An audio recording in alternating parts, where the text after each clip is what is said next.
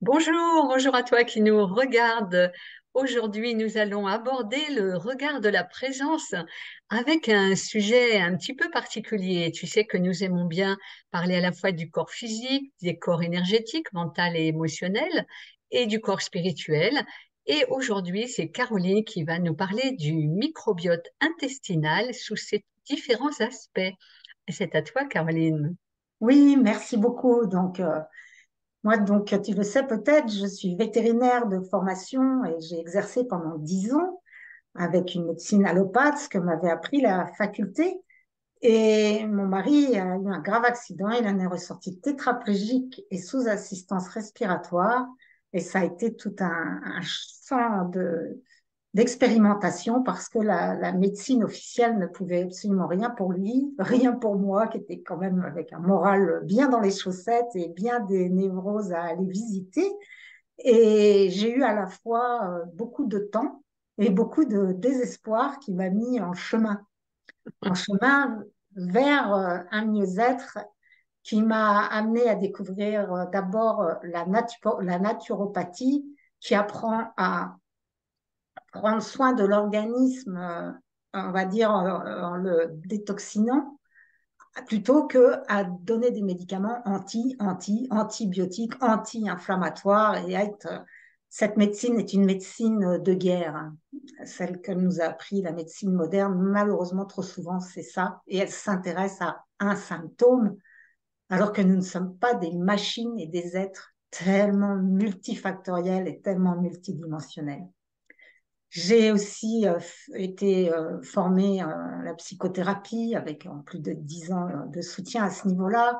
Donc, je suis psychopraticien, j'ai des kinésiologues et j'ai rencontré également des écoles qui m'ont amenée dans la transcendance. Je vous présente le petit chat qui me vient me déranger et qui m'ont amené à conscientiser que c'est le rien qui fait tout. Et c'est quand on est dans cet espace de silence qu'on se connecte vraiment à la source de la vie.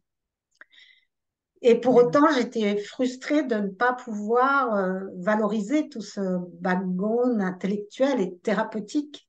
Et là, je suis retournée vers un symposium de médecine vétérinaire qui s'intitulait Douleur et microbiote.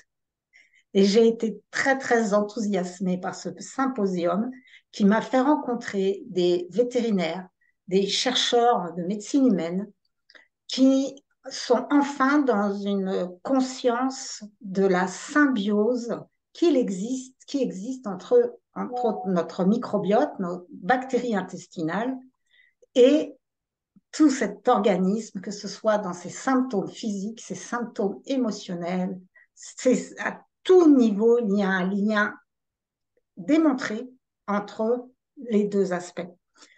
Et aujourd'hui, j'ai vraiment à cœur de vous parler du microbiote intestinal avec le regard qu'avaient ces personnes-là ce week-end que je viens de passer, qui était plutôt tourné vers la matière.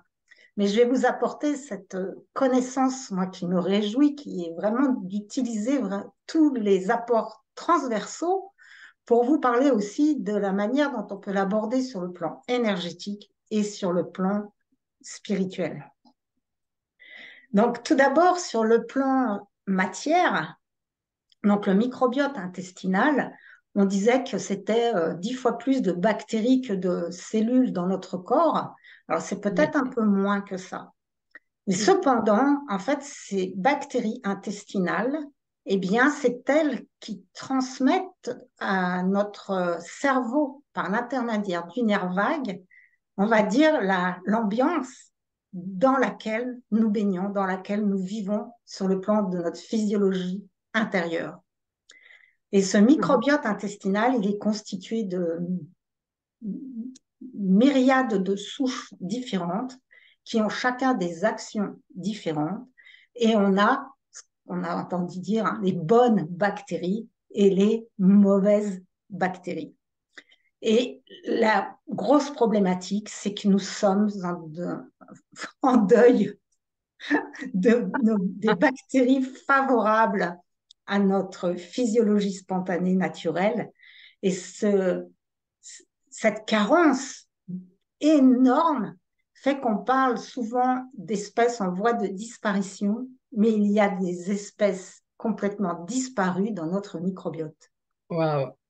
Et donc, pourquoi, comment on en est arrivé là? C'est vraiment multifactoriel. Donc, dans la vision matière, il y a tous les polluants déjà, tous les additifs. Alors, les polluants, que ce soit les métaux lourds, que ce soit les additifs, que ce soit les excès de gluten, tout ça, c'est des grosses molécules qui ne sont pas reconnues comme par l'organisme, en fait, parce que sa génétique, il n'a pas été adapté à bouffer, je sais pas, d'aluminium, par exemple. C'est pas trop un produit naturel. Et ce qui se passe, c'est qu'il n'a pas les enzymes pour dégrader ça. Mais il n'a pas Oui. non plus les enzymes pour dégrader les phtalates du plastique ou le glyphosate voilà, ou les parabènes qu'on a dans les cosmétiques. Enfin bon, la liste, elle est infinie. Hein, on va pas là.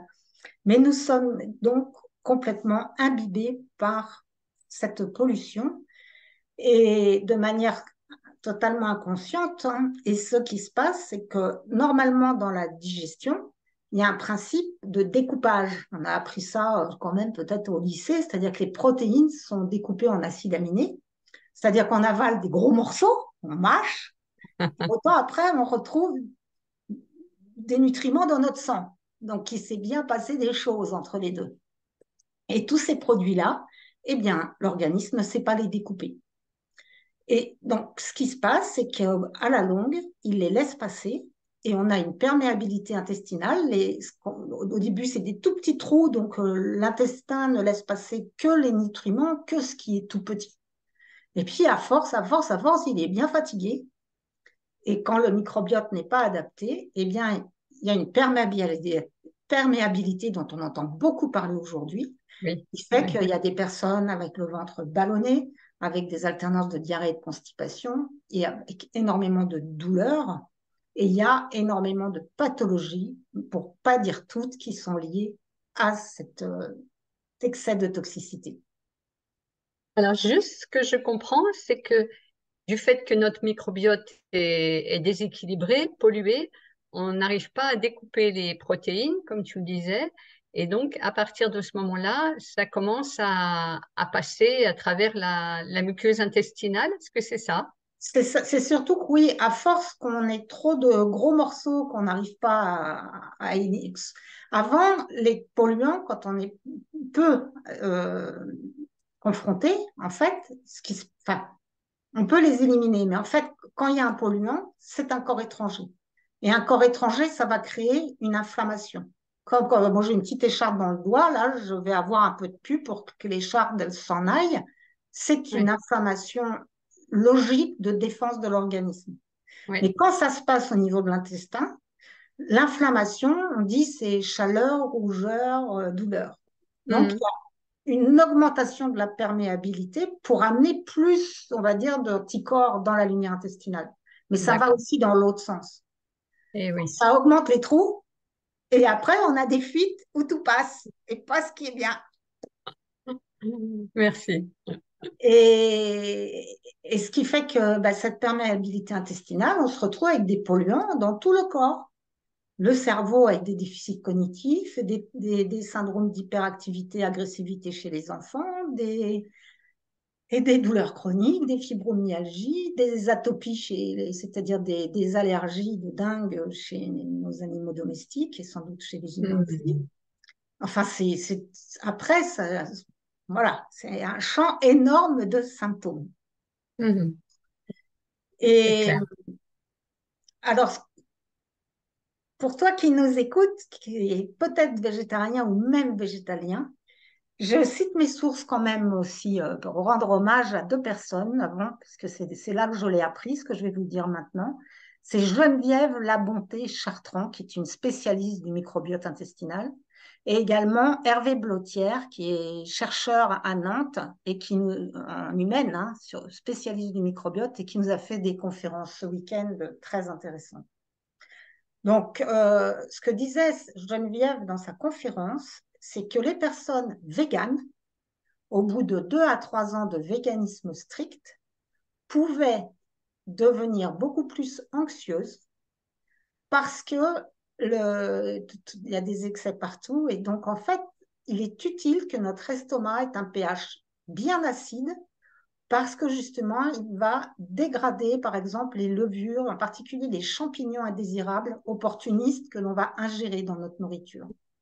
Et avec le véganisme, c'est une alimentation alcalinisante, c'est merveilleux, mais toujours pareil, en excès, l'estomac perd de son acidité et laisse passer les champignons indésirables qui viennent coloniser ensuite derrière.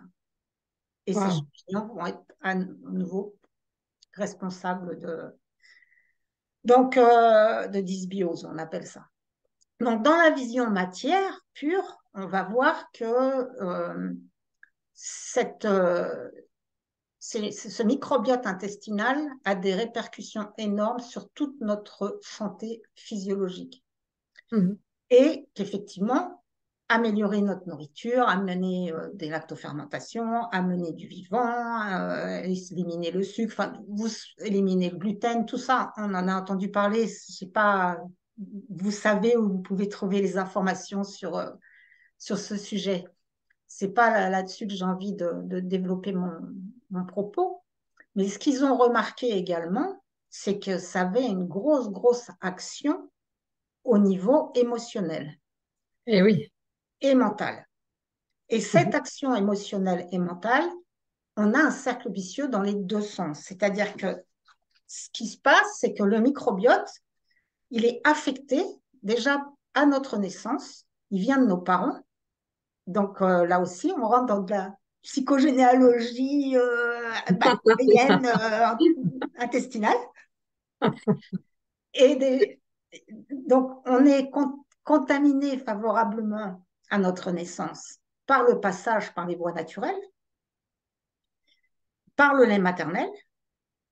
Et donc, déjà, si on est par césarienne et si on est allaité artificiellement, il y a déjà une énorme perte de microbiote. Et si en plus, comme moi et beaucoup de femmes, on a mis des tampons et des serviettes hygiéniques blanchies au chlore, eh bien, notre microbiote vaginal était déjà atrophié. Et donc, nous avons mis au monde des enfants atrophiés. Et si, Enfin, en plus, on a séparé l'enfant de sa mère pour des raisons X ou Y, tout isolement, ils ont vu ça sur des souris, hein, mais c'est pareil chez l'humain, tout isolement, isolation, j'ai envie de dire, ça n'existe pas, mais c'est plus fort. Quoi. Enfin, ça n'existe pas dans ce sens-là, mais provoque un affaiblissement du microbiote. En gros, tout stress provoque un affaiblissement du microbiote.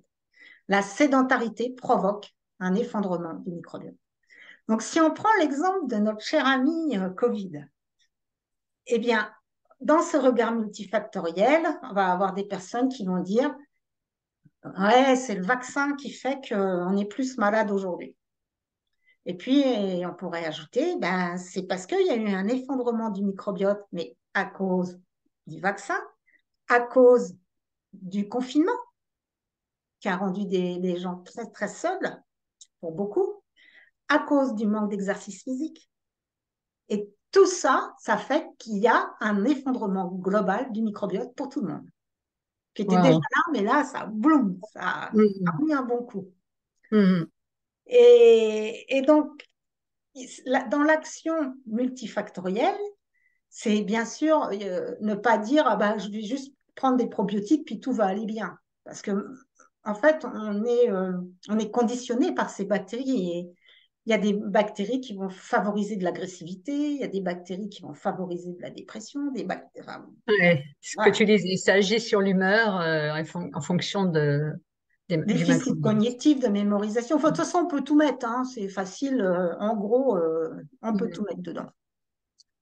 Mais cependant, la première étape, là, la veto dit première étape, c'est prendre des probiotiques et des probiotiques de bonne qualité, c'est-à-dire qui restent vivants après avoir passé la barrière stomacale, puisqu'il ne faut pas qu'ils soient digérés par l'estomac. Ensuite, ça, c'est, on va dire, la béquille. Et ensuite, et en même temps, il y a à agir s'il y a des symptômes physiques sur la douleur, sur tout ça qui limite le mouvement, qui entraîne la dépression, qui crée un cercle vicieux. Et là, ce que je trouve merveilleux, c'est que cette médecine-là à laquelle j'ai eu accès ce week-end, elle entre dans une médecine de symbiose, une médecine de synergie, et non pas donc comme je disais tout à l'heure, une médecine de guerre. Et on va pouvoir aider l'organisme, d'une part avec des plantes, des extraits de plantes standardisés qui vont à la fois détoxiner l'organisme, lui offrir des anti-inflammatoires, relancer la circulation, être hépatoprotecteur. Enfin, bon, c'est des synergies personnalisées qu'on peut mettre en place. Et également rétablir, on va dire, l'équilibre, enfin l'équilibre, c'est pas ça, la communion entre l'esprit et le corps. Et là, j'ai découvert, on va dire, tout ce qui est j'ai du mal à le dire encore, la spagithérapie, et qui est l'utilisation des principes alchimiques qui permet aux plantes, on va dire, de délivrer leur substantifique moelle de l'alchimie. Oui, on parle de l'esprit des plantes, hein. Quelquefois, il y a C'est l'amour ça, des plantes. Effectivement, c'est une pratique absolument presque divine, on pourrait dire, hein, très, tout très à fait. subtile. Hmm. Tout à fait. Donc, et là, on va vraiment aider à reconnecter le prana, l'énergie de vie. Et donc, si je vous lis le quatrième de couverture du livre, juste un tout petit peu, c'est trois principes d'une plante, la teinture liquoreuse, l'huile essentielle, les oligo-éléments et les sels minéraux vont être séparés, purifiés et enfin réunis. On obtient ainsi des remèdes portés à une nouvelle vie dont les forces curatives vont opérer sur les plans mental, émotionnel et physique. Et si je prends l'exemple du chardon-marie, alors le chardon-marie en plante, il est bien connu comme pour la d'épuration du foie, entre Des autres, hein. fois, oui. Hmm. Donc, quand on lit la dénomination en tant qu'élixir, c'est marrant, j'arrive toujours pas à le dire, spagithérapique, donc lui, on va avoir la maîtrise un monde éphémère.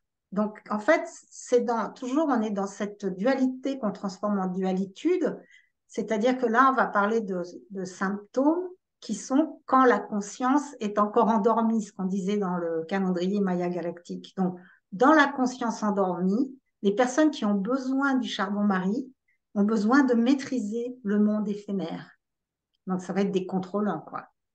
C'est la personne qui donne, mais ne peut s'empêcher de faire souffrir en même temps son récipiendaire à cause d'un manque de vision globale.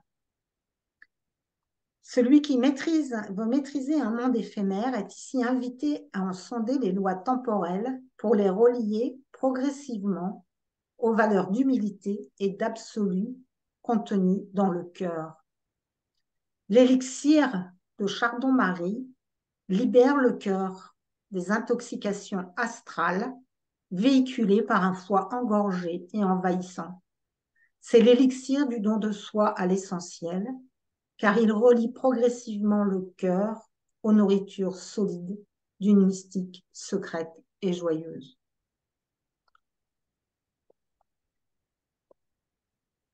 C'est toujours très, très, très inspirant, effectivement, hein, cette spagyrie, avec cet esprit des plantes. Il y a vraiment en ce moment des choses qui sortent autour de ça et qui nous invitent à un rapport différent avec le végétal et avec les plantes, hein, où il y a une résonance à plein de niveaux dans nos corps physiques, mentaux et spirituels.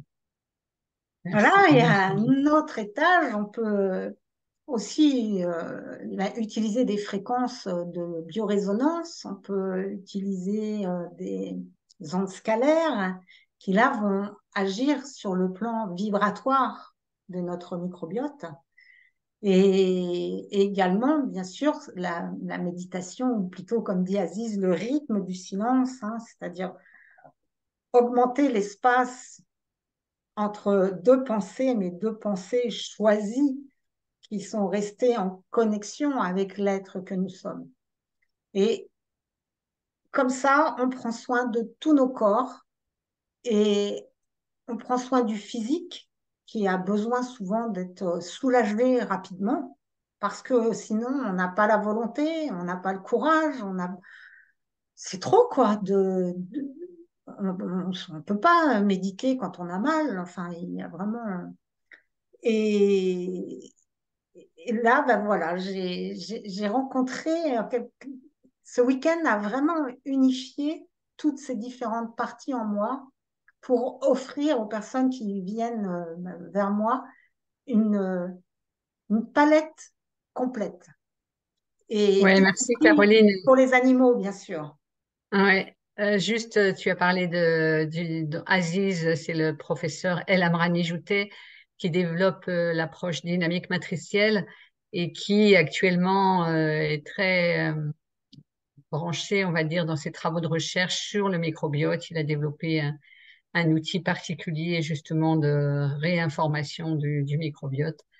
Donc merci, merci pour ce partage magnifique et qui est quand même très bluffant puisque le microbiote à la base c'est que des bactéries en fait, hein. Donc Les levures, euh, les champignons aussi. des champignons, voilà, bactéries, levures, champignons, c'est-à-dire en fait on croit qu'on est fait de cellules, mais au final on a beaucoup plus en numériquement de ce microbiote et de ses composants dans notre corps et d'où l'intérêt d'en prendre grand soin, de mieux le connaître, hein. Donc merci Caroline pour nous avoir plongé un peu dans cet univers et nous inviter à prendre soin de ça parce qu'on voit que ça impacte effectivement tous les plans des êtres humains que nous sommes. Et si vous êtes intéressé d'en savoir plus et que je vous partage de manière personnalisée ces connaissances pour vous soutenir dans vos processus et également pour vos animaux, eh bien, ce sera avec vraiment un grand bonheur. Vraiment, j'ai été émerveillée par tous ces vétérinaires qui ont cette sincérité de d'oser explorer et qui ont des résultats qui les bluffent. Et il y a un des hommes, un des vétérinaires praticiens qui avait autour de 60 ans, qui a dit, mon seul regret dans ma carrière, c'est de ne pas avoir rencontré les plantes plus tôt.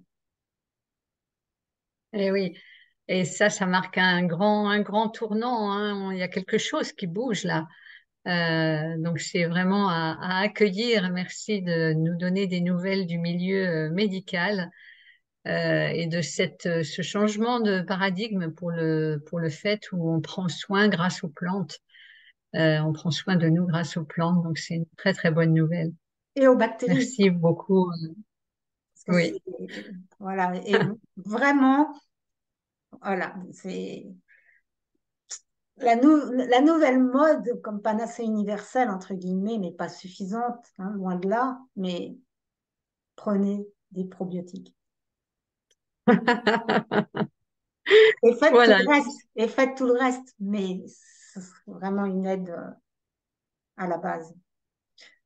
Il y a Geneviève La Bonté Chartrand partageait qu'elle avait reçu un petit garçon de 4 ans qui se tapait la tête contre les murs. Et donc la réponse médicale était une réponse psychiatrique avec un casque pour l'enfant et des abritisseurs.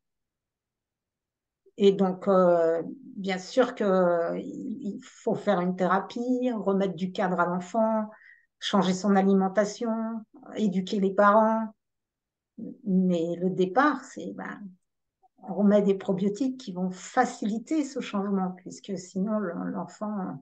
Ce que disait Geneviève, c'est que les parents disent, on dirait que Satan habite son corps, parce que Mhm. l'enfant n'est plus dans son corps, en fait. Oui. Et il Ouais. est submergé par bah, le champ morphique de la bactérie, quoi, Ouais. qui, qui prend effectivement le dessus sur tout le reste.